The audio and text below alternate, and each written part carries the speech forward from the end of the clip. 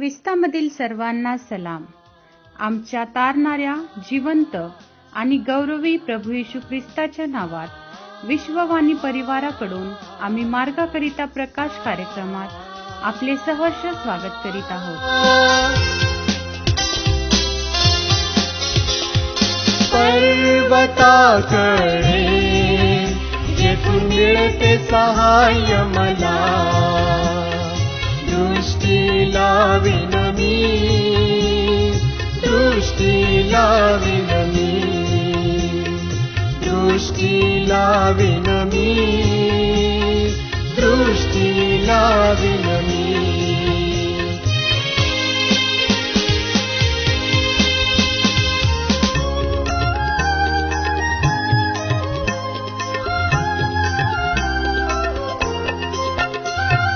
पाय कदापि तुझा तो ढळू न देणार, दिवसा आभाळ रात्री चंद्र देऊन सांभाळणार, तुला देऊन सांभाळणार.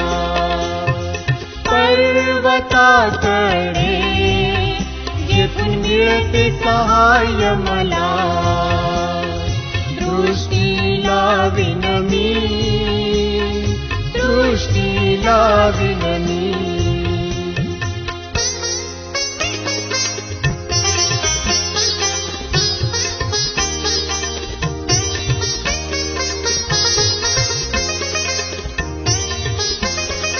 उजव्या हाताला तुझ्या प्रभू सावली आहे तुला, दिवसा आभाळ रात्री चंद्र देऊन सांभाळणार, तुला देऊन सांभाळणार. पर्वताकडे जेथून मिळते सहाय्य मला, दृष्टी लावीन मी, दृष्टी लावीन मी.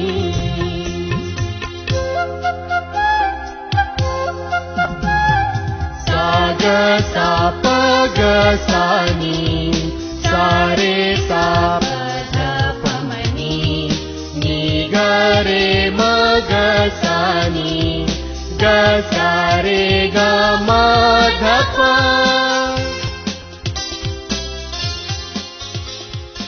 सर्व संकट. आजच्या म्हणण्यासाठी देवाचे वचन, निर्गम याचा 2 अध्याय वचने 6 ते 10. निर्गम याचा 2 अध्याय वचने 6 ते 10. तो उघडून पाहता तिच्या दृष्टीस ते बालक पडले, आणि पहा तो मुलगा रडत होता.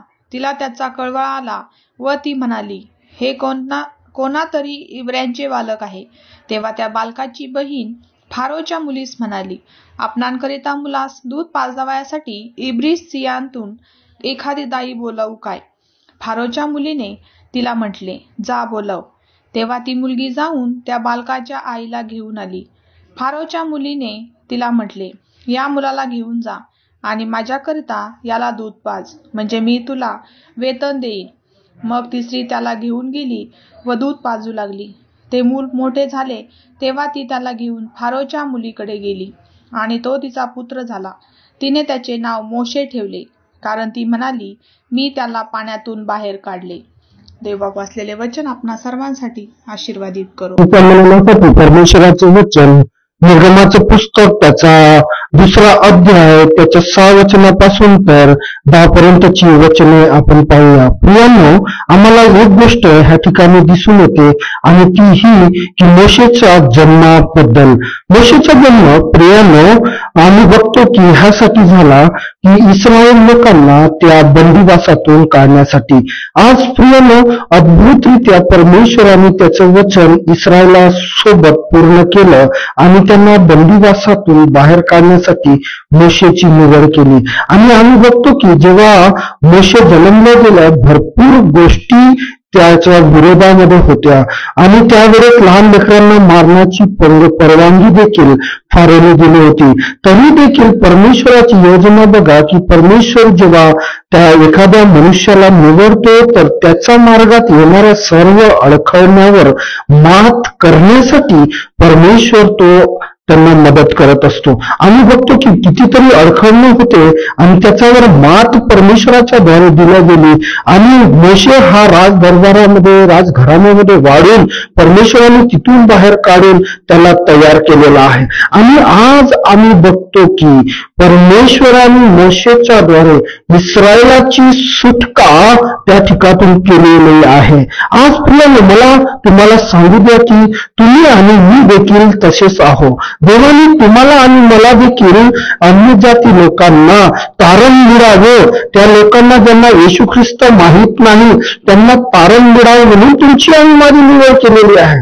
तुम्हाला आणि मला ह्या जगातून सेपरेट केलेलं आहे की आम्ही प्रभू येशू ख्रिस्तासाठी जीवन जगावं.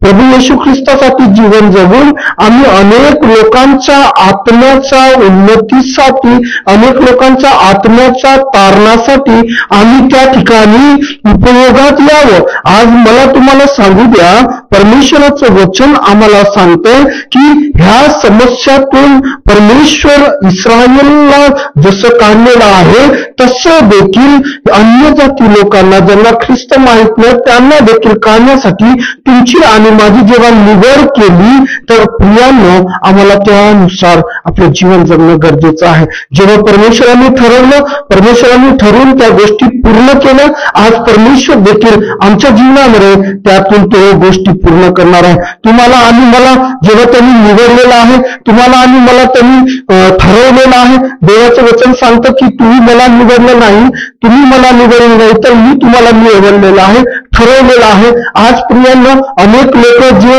येशू निगर जीवन जगत आहे त्या लोकांना तुमच्याकडून आणि माझ्याकडून सुटका व्हावी म्हणून त्या निवडलेला आहे. आज प्रियांनो तुम्ही आणि मी त्याच्या राज्याच्या वाढीसाठी काम करण्यासाठी तयार आहोत का? आज तुम्ही आणि मी तयार असेल तर मोशेसारखा परमेश्वर तुम्हाला आणि मला यूज केल्याशिवाय राहणार नाही, वापरल्याशिवाय राहणार नाही. तर चला आपण त्या लोकांना वाचू ज्यांना प्रभू येशू ख्रिस्त माहित नाही आणि देवाचं गौरव करू. चला तर आपण प्रार्थना करूया. स्तुतीस पात्र दयाशुद्ध जिवंत देवा, तुला स्तवितो, तुला गौरवितो, तुला उंचावितो. प्रार्थना करतो माझा राजांचा राजा. आज मोशेची निवड जशी केली माझा प्रभू, त्याला वापर केला तर दे बाप्पा.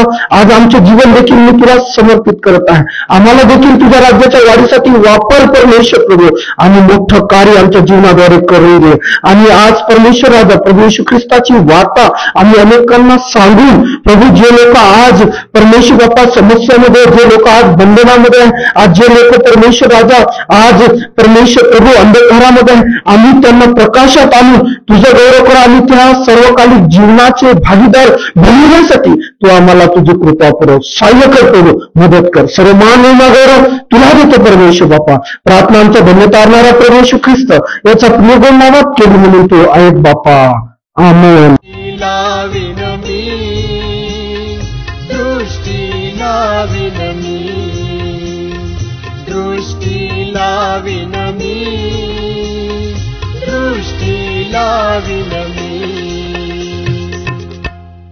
माझ्या दुःखात माझे सांत्वन हे आहे की तुझे वचन मला नवजीवन देते. आमचा टोल फ्री नंबर 1-800-2700-333. आम्ही आपणासाठी या नंबरवर प्रार्थना करण्यास उपलब्ध आहोत. धन्यवाद.